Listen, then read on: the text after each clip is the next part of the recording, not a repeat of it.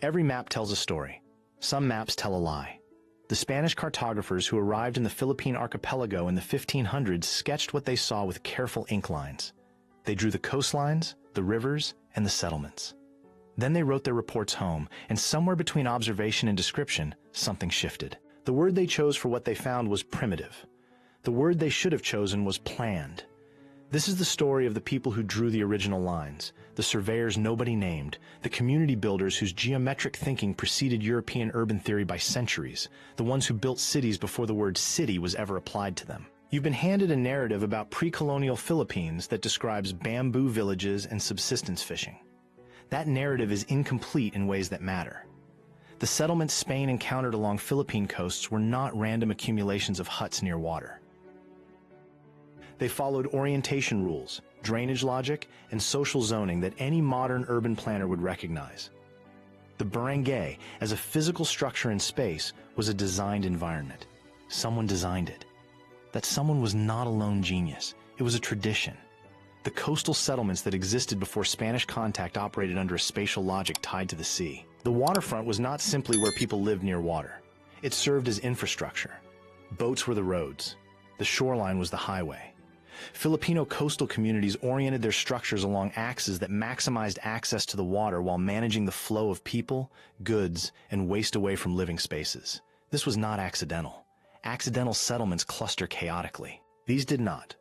Archaeological evidence from sites in Cebu, in Batangas, and along the Pasig River corridor shows structural regularity that archaeologists spent decades trying to categorize.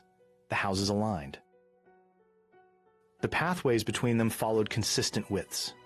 Elevated granary structures and communal spaces occupied predictable positions relative to each other and to the shore. Stop for a moment. Think about what predictable position means for a settlement. It means someone made a decision before construction began.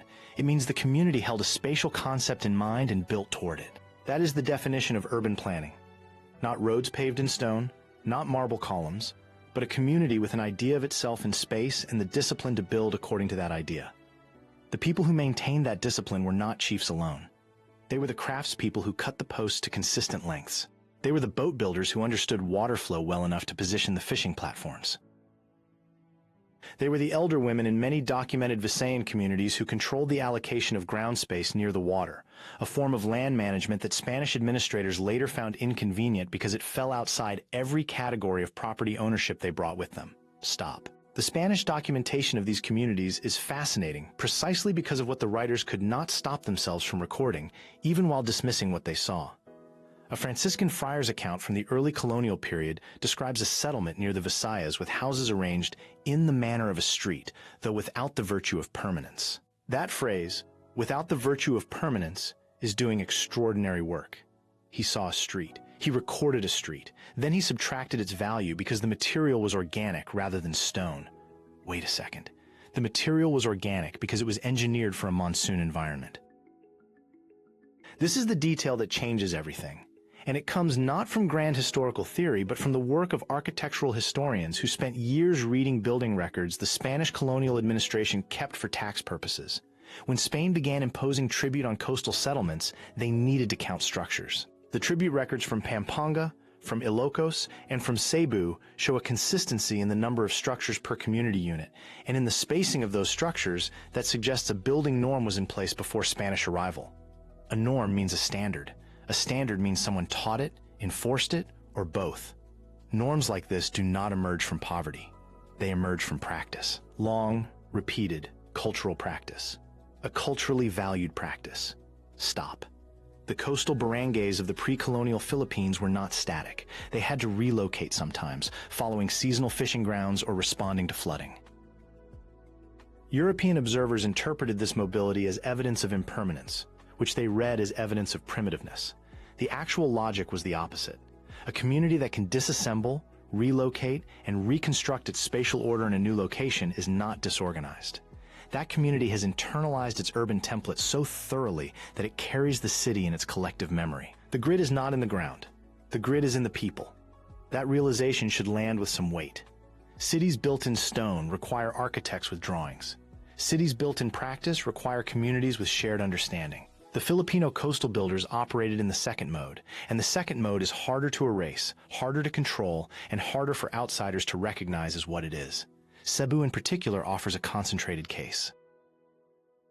When Miguel López de Legazpi arrived in 1565 and established what Spain would call the first Spanish settlement in the Philippines, his officers wrote back to describe a population already living in a structured coastal environment. The settlement had a defined zone for trade, a defined zone for residence, and a waterfront organization that separated fishing operations from household water use. Legazpi's engineers did not build a Spanish city from scratch on an empty shore. They imposed a Spanish administrative structure onto an existing functional spatial system and called the result their own foundation. The engineers who did that work, whose names appear in Spanish colonial records, were trained in the grid principles of the laws of the Indies, the Spanish urban code that mandated a central plaza, a church position, and radiating streets. They arrived expecting to teach Filipinos how to organize space. They found communities that had been organizing space for generations. The adjustment they made was not architectural, it was rhetorical.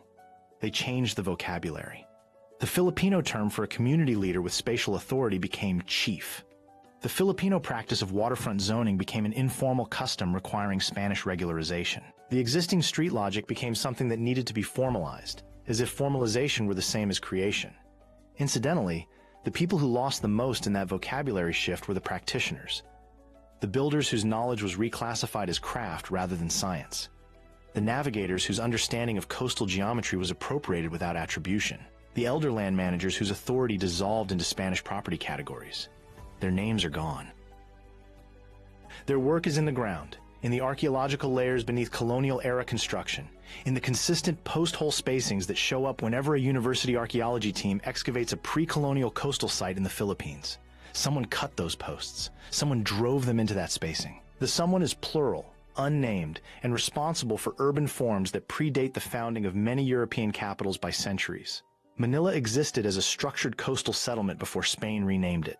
Cebu had a trade zone before Legazpi's flag went up. The communities along Laguna de Bay operated a network of coordinated settlements with complementary functions, a regional urban system, long before any colonial administrator drafted a plan for one. All right. The urban history of the Philippines does not begin with Spain. It begins with the people who understood that a community near water needs a logic for how it faces that water, how it drains, how it moves, how it grows.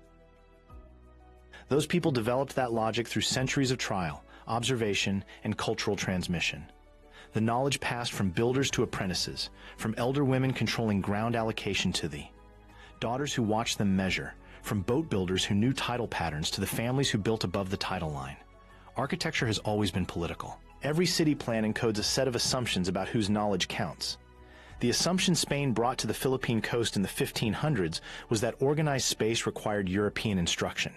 That assumption was wrong at the moment it was formed, and every archaeological excavation that turns up pre-colonial structural regularity in a Philippine coastal site proves it wrong again. Stop. The grid was already there. The planners were already there. They did not write their credentials in a language Spain chose to read. History remembers the people who plant flags. The work of remembering the people who drew the lines before the flags arrived is slower, less dramatic, and far more honest. That work is being done now by Filipino archaeologists, by architectural historians, by linguists reconstructing pre-colonial spatial vocabulary from surviving oral traditions and the borrowed fragments that colonial writers recorded while trying to dismiss what they saw. There's a catch. The invisible builders are becoming visible again, slowly, through soil layers and tribute records and the careful reading of a friar's offhand comment about a street that had no claim to permanence. Some streets don't need permanence to be streets. They need people who know how to build them, carry them, and build them again. The Filipinos on those coasts knew exactly how to do that. They had always known.